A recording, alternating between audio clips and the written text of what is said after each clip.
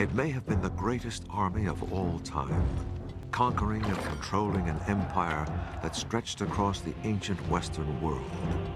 It was ruthless, disciplined, and feared by all, not just by its enemies, who died in their millions, but by its own emperors, who often paid the price of the army's wrath.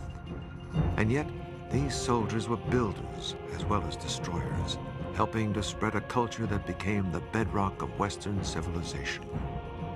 What was it that made this army so dominant? How was it able to rule and reshape the classical world? And why did it eventually fall?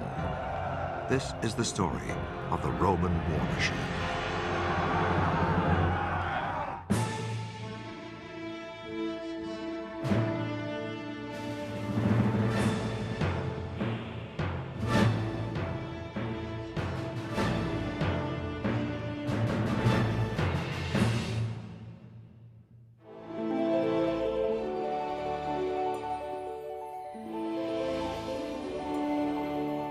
The glory that was Rome was built largely upon the power of its army. Until it discovered how to wage war, Rome was just another small Italian farming settlement. But there was something different about the Romans. They had a unique ability to turn themselves into a political and military power without equal. The city that would dominate the ancient world for centuries began as early as 1000 BC. Archaeologists have found the remains of dwellings from that period on Rome's Palatine Hill, where many centuries later, the Roman emperors built their palaces. Early Rome was dominated by a neighbor, the Etruscans, from what is now Tuscany to the north. Etruscan kings took control of Rome around 600 BC and ruled it for a century before the Romans expelled them. Rome then began creating the political and military system we recognize today. Rome became a republic with a Senate and two chief executives, the consuls, who were elected for one-year terms to handle important matters, including the military. Rome had to learn how to fight because it occupied an important trading crossroads on the Tiber River, and it was always skirmishing with envious neighbors. As early as 500 BC, Rome had an army of 6,000 men called a legion, from the Latin word meaning conscription. But this was a far cry from the professional Roman army that would later dominate the world. They are citizen soldiers, they are part-time soldiers, they get recruited for the campaigning season. They leave their fields, their work, to go off and fight in the army. At the end of the campaign, they're back, bringing in the harvest, bringing in the vintage, plowing the fields. Every year, able-bodied Roman men were summoned by trumpet to report for enlistment. But not all men. Only landowners were trusted to fight for Rome because they had something to protect. Service was regarded as a duty and an honor, and a must for any Roman seeking political power.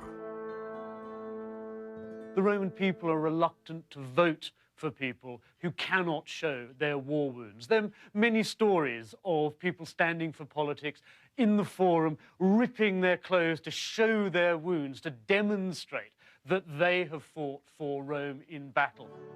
Romans had to provide their own armor and weapons, so the wealthiest, the officers, had a helmet, armor, a spear, a sword, and a shield, while the poorest, the front ranks, had no armor and had only slings and stones for weapons. The early Roman army was modeled on the Greeks, especially the basic tactical formation. The Greek army used the so-called phalanx, a tight-knit, rolling infantry formation which came at the enemy like a forest of spears. Your whole army lined up, facing forward in lines, and then the first few ranks would hold out their spears and their shields, and the army would move forward en masse. The object was to simply push aside the enemy and in the course of it, kill as many as possible. Rome's first major victory was against its old nemesis, the Etruscans, when Rome conquered the nearby city of Veii in 396 BC. But the Romans didn't have long to celebrate. 6 years later, they met an entirely new kind of enemy, when Celtic warriors from the north swept down upon Rome. The Celts were a people linked by language, culture, and style of warfare. And Celtic tribes were spread across Europe, from Ireland to France and Switzerland. In 390 BC, a Celtic army thrashed the Roman legion and overran Rome.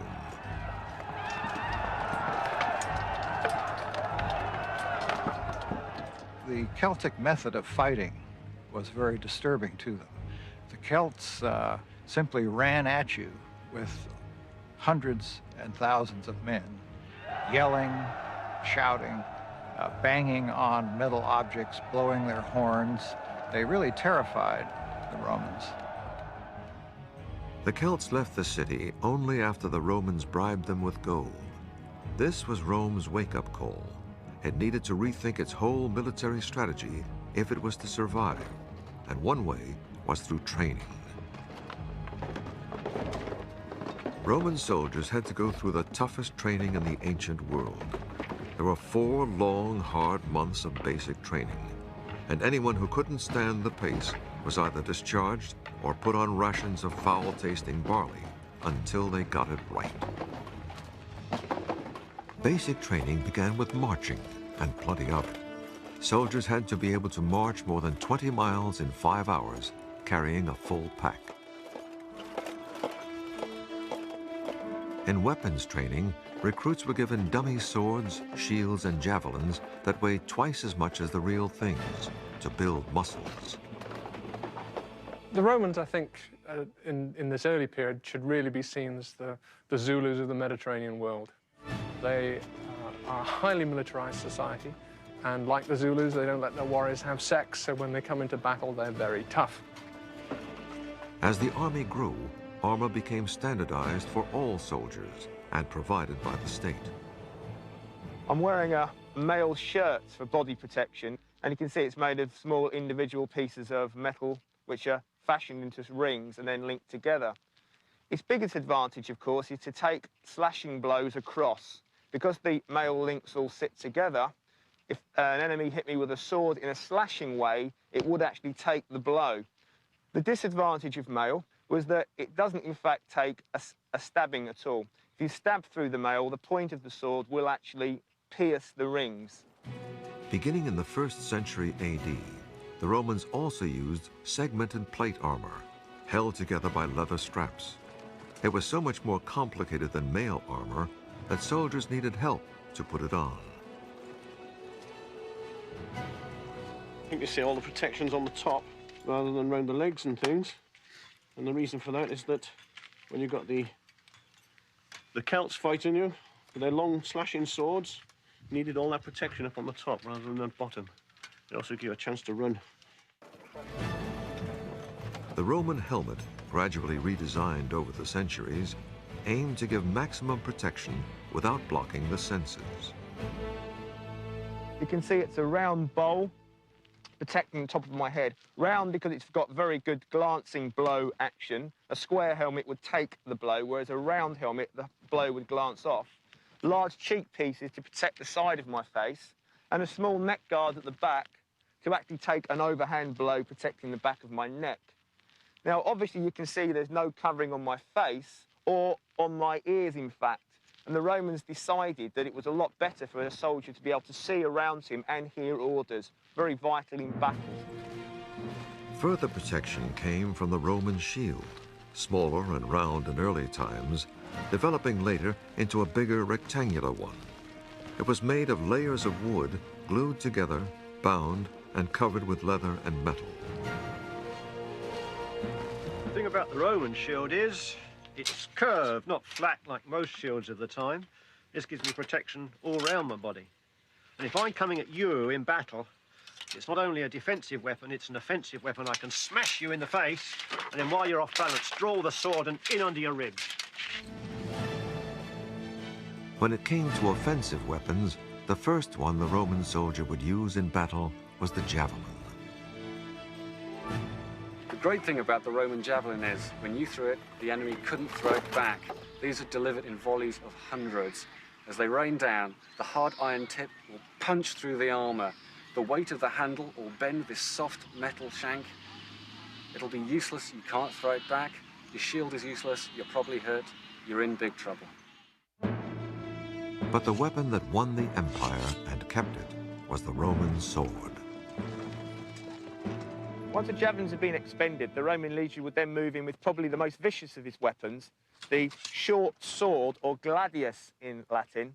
Very much a close-quarter weapon. It's much shorter than you would envisage a sort of a medieval broadsword to be, because it actually is much shorter.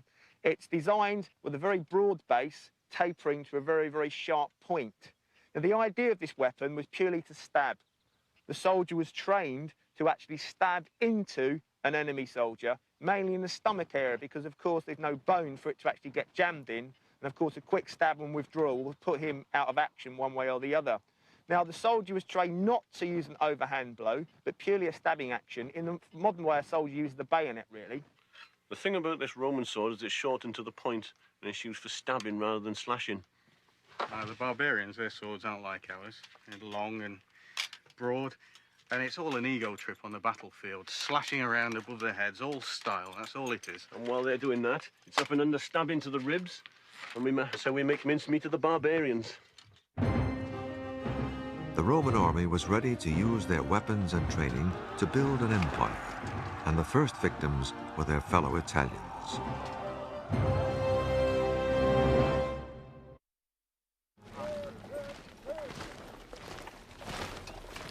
The basic unit of the Roman army was the legion, and over time it became highly structured. Eventually, the legion evolved into a unit of 4,800 soldiers. It was divided into 10 cohorts of 480 men each, which in turn contained 6 centuries. Not 100 men, as you might expect, but 80 soldiers. Each century had 10 groups of 8 men who shared a tent. The legionary commanders were usually political appointments, Roman noblemen doing service as they climbed the political ladder. Their military ability varied greatly, and so much of the real running of the army fell to the officers beneath them. The most famous of these was the centurion, in charge of a century of soldiers. As Rome's empire grew, centurions became career soldiers, working their way up through the ranks. Centurions usually had at least 15 years' experience. It was their job to train the men, discipline them, and lead them in battle. Because they'd seen so many campaigns, they understood the traditions of the army. They knew how the army could actually solve particular problems which it might encounter in future campaigns. So they were very much the living essence of the Roman legions. Well, I'm in the equipment of a Roman centurion. You can always immediately tell the centurion because his crest goes across his helmet. In this case, the crest is made of horsehair, though sometimes they were made of feathers. And if he'd been given military awards, you can see they're worn on a harness on the chest. Centurions were career officers who took the term literally. Centurions never had to retire. We find some cases of people over 80 still serving. So this, of course, helps to secure uniformity of standards and training and so on throughout the empire. You see careers of these centurions who've been all over the place in their very long lifetime. Centurions could make a soldier's life hell. They demanded bribes to excuse soldiers from the less popular duties and used their vine staffs to deliver punishment. One centurion, Lucilius, was nicknamed "Give Me Another" for his practice of breaking his staff over soldiers' backs. He was later murdered by his own men. After its early defeat by Celtic warriors in 390 BC, the Roman army changed its battle tactics. It did away with the rigid phalanx formation it had borrowed from the Greeks and used smaller fighting units called maniples or handfuls, highly maneuverable groups of less than 150 men. This allowed the Roman army to operate more effectively, perhaps on rather rougher ground, but also it allowed them to move groups of soldiers around to the flanks and to the rear of enemy armies. While the basis of the Roman army was its infantry, the foot soldier, each legion also had an attachment of up to 300 cavalry. The Romans were not natural horsemen, so they adapted tactics and gear from their enemies, including the Celts. One example was the military saddle. The saddle on top of it is a very odd-looking beast to most people now. It doesn't look like a modern saddle at all. The most obvious feature are the 4 horns on it, and the 4 horns are there because of the thing that is obviously missing. There are no stirrups at all. The Romans didn't ride with stirrups. The saddle that developed after they'd fought with the Celts had these horns as a very significant feature. If you've got no stirrups, as I said, you can't lean out sideways very safely on a flat saddle. These horns enable you to do that. The saddle looks short compared to a modern saddle because the back horns press against your backside, the front horns go under your thigh, and you can lean out probably to about 45 degrees with relative safety. Part of the cavalry's job was to harass the enemy, and the riders carried special light javelins for that purpose. As you pass an enemy, you can lob several of them at them. They're not going to do a huge amount of damage, but your purpose isn't necessarily to do a lot of damage. It's to make the formation break up so that the infantry can get in and win. In battle, the cavalry lined up on the wings of the legions. The infantry formed 3 horizontal lines, so they could take turns at being the front line until the battle was won. As the Romans formed up to start the battle, they banged their swords against their shields in a frightening drum roll until the order came to charge.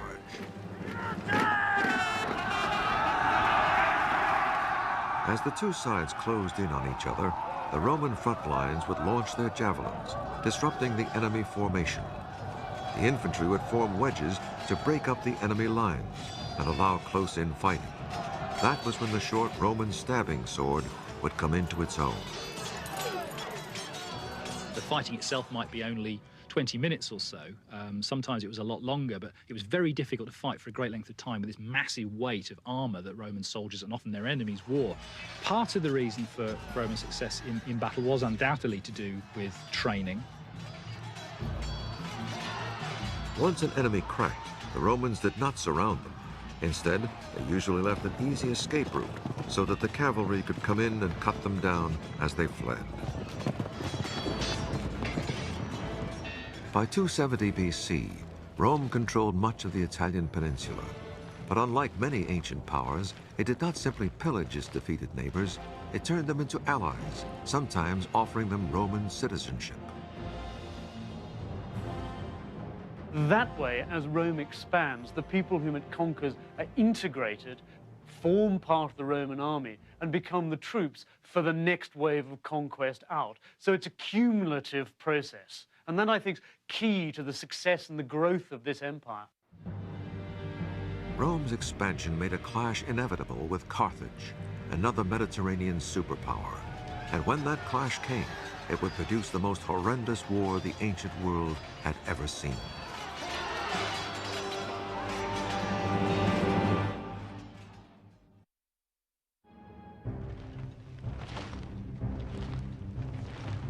Rome's expansion in the 200s BC brought it into conflict with another empire across the Mediterranean. The city of Carthage, in modern-day Tunisia, commanded an empire stretching across northern Africa. In 264 BC, Rome and Carthage began fighting over control of Sicily, where Carthage had colonies. Rome found itself at a disadvantage. Carthage had a great navy, and Rome had almost none.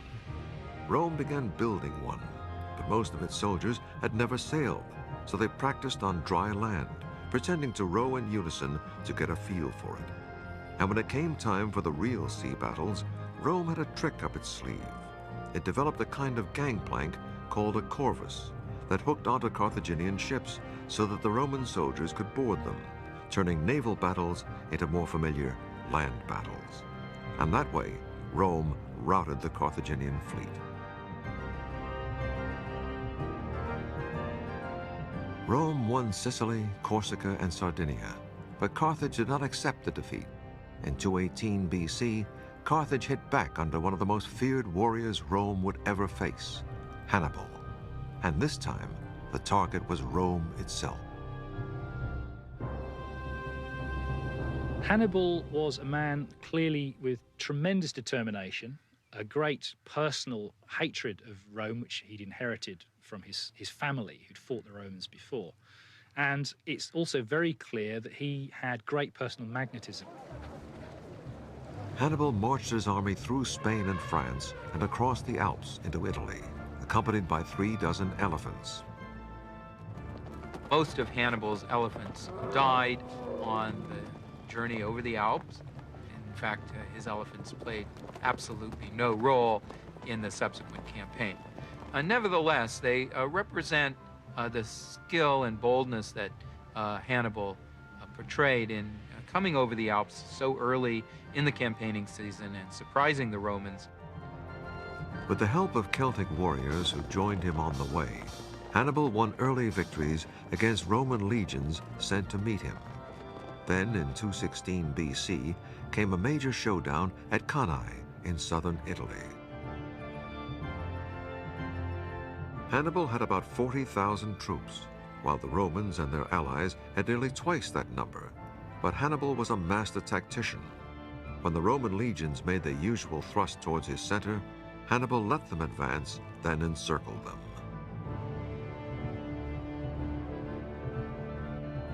It was a disaster for the Roman army. Some 50,000 Romans and allies were killed.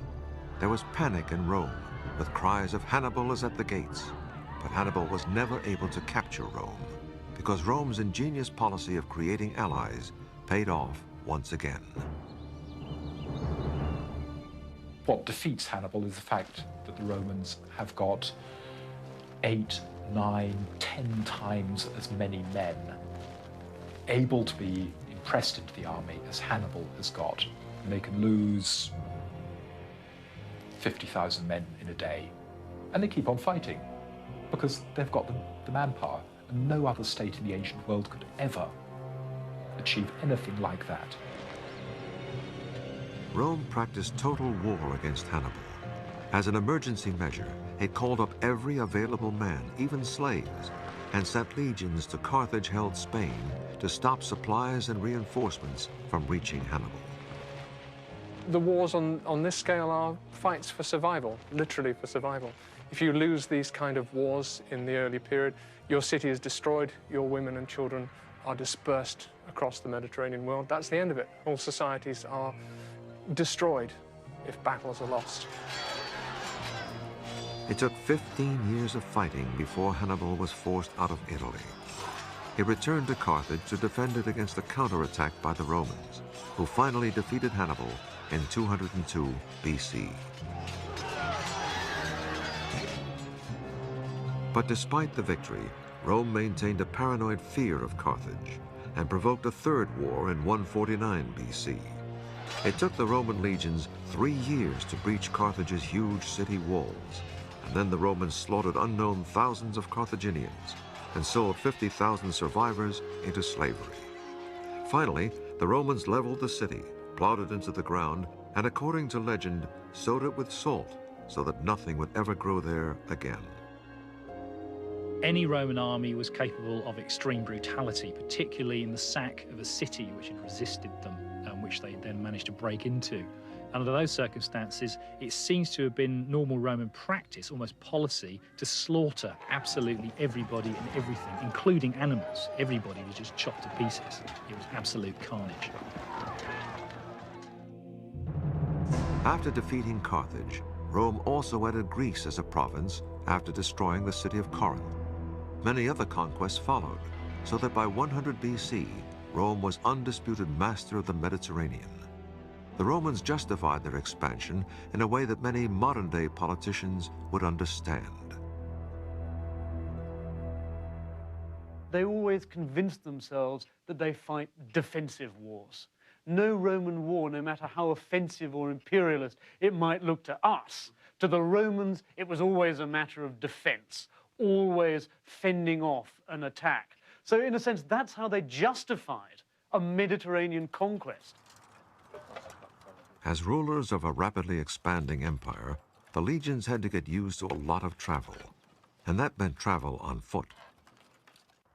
When Roman soldiers marched, they carried up to 50 pounds of equipment on their backs, including weapons, armor, cooking utensils, rations, and tools for building a temporary camp. Most armies relied on natural defenses, but the Romans carried the tools to build a new camp wherever they were, a new one each day, if necessary.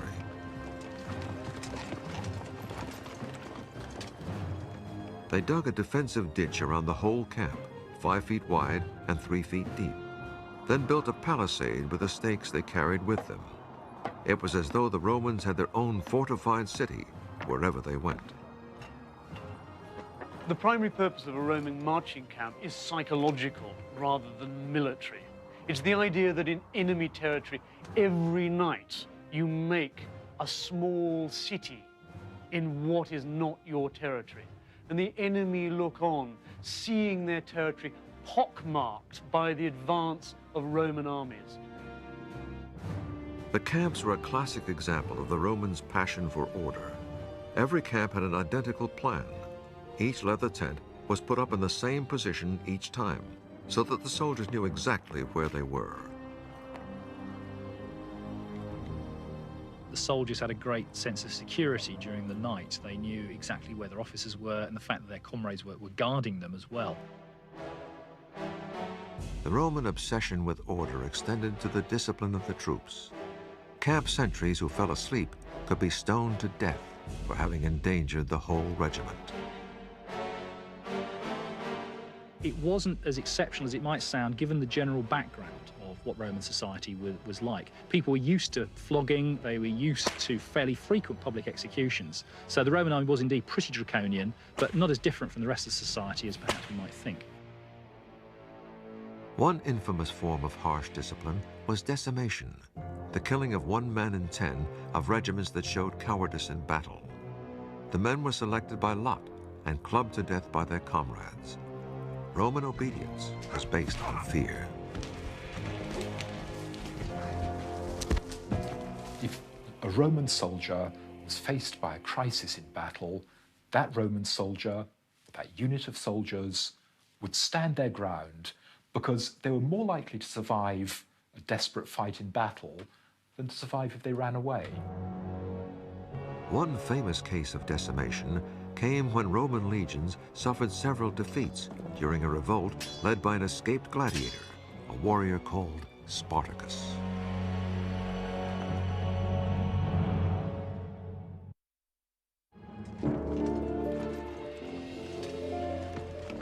The Roman army was so busy conquering and building an empire on foreign soil that it had no standing army back home in Italy, and that left it open to surprise attack. That's just what happened in 73 BC, in a revolt led by a foreign slave named Spartacus, who had been forced to become a gladiator. Conditions for all slaves were relatively cruel and brutal, and particularly for gladiators who were kept chained in barracks and were brutally treated. Spartacus led a revolt by fellow gladiators against their conditions and was soon joined in the uprising by slaves from the countryside.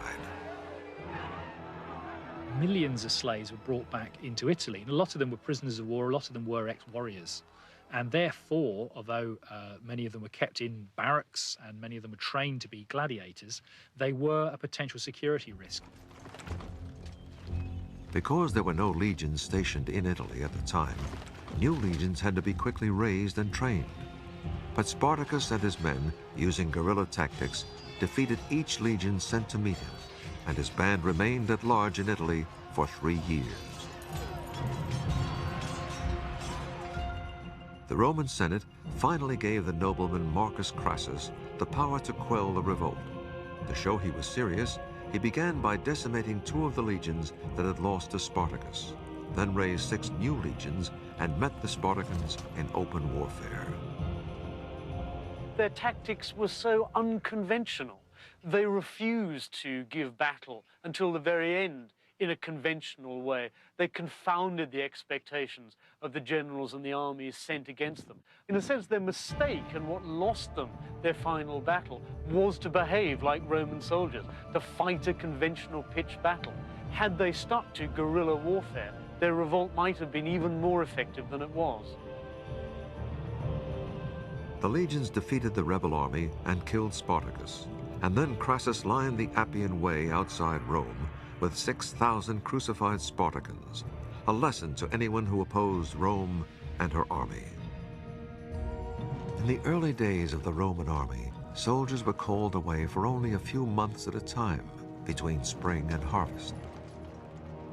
But the expanding empire meant long campaigns overseas, and for property owners, the only men eligible for the legions, military service became an ever-increasing hardship. By 100 BC, Rome had about 130,000 men in uniform. One Roman man in 8 was a soldier, and he was required to do up to 6 years of service in one stretch, and a maximum of 16 years over his lifetime.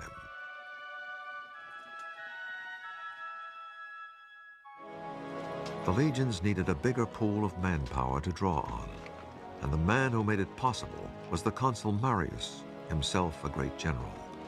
Twice he had saved Rome from invasion with victories over German tribes. In the fields near Aix-en-Provence in southern France in 102 BC, Marius's army killed so many Germans, 100,000 by one account, that farmers had bumper crops for years afterwards because of the blood and bones in the soil.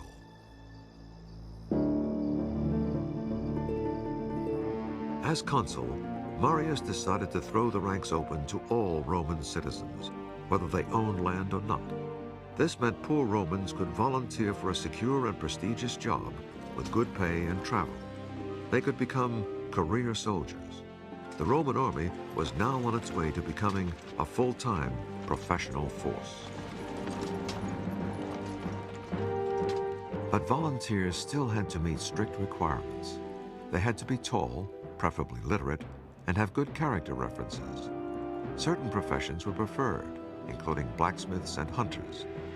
Those considered not suitable included weavers and tavern keepers.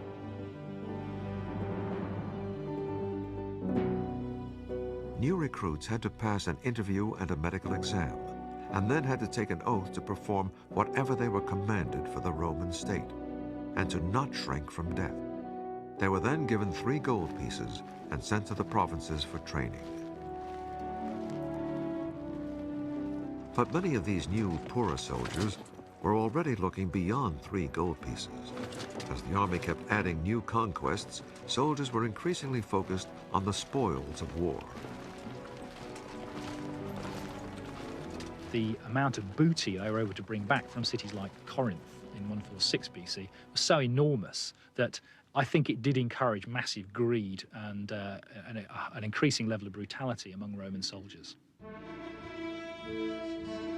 Increasingly, soldiers turned their loyalty from the Roman state to their own generals, who could make them rich.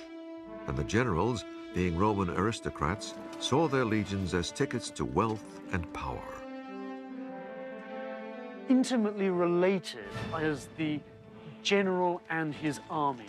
The general promises his army land, booty, settlement after the war has finished. And the army promises the general not only success in conquest, but votes back in Rome afterwards.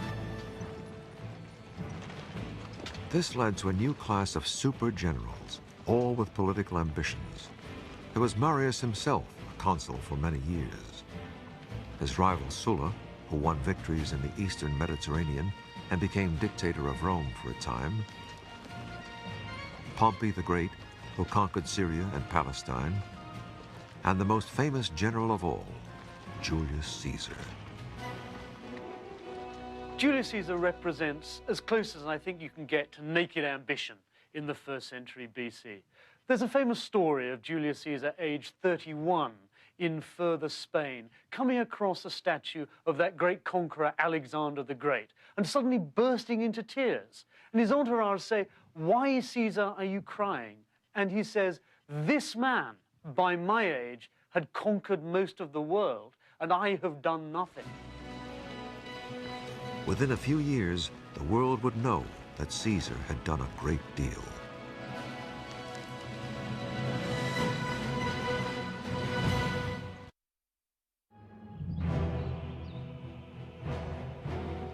Of all Rome's great generals, none created more fame, bloodshed, loyalty, and hatred than Julius Caesar. He was a nobleman who worked his way up the political ladder and used his military command in Spain to pillage enough booty to buy votes in Rome.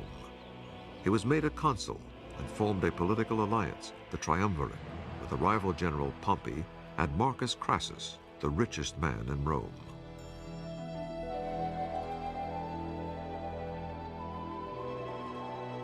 Caesar then had himself made governor of northern Italy and southern France, which made him commander of several legions. He was anxious for more conquests, and his chance soon came. In 58 BC, a Celtic people, the Helvetii, asked Caesar's permission to migrate from Switzerland to western France, across Roman allies' territory in what was then called Gaul. Instead of agreeing, Caesar decided to attack. Caesar, of course, is a cynic. He needs a war, he needs the booty derived from that to finance his political campaigns. Before he goes on campaign in Gaul, he is deeply in debt. Gaul will provide the booty for repaying his creditors.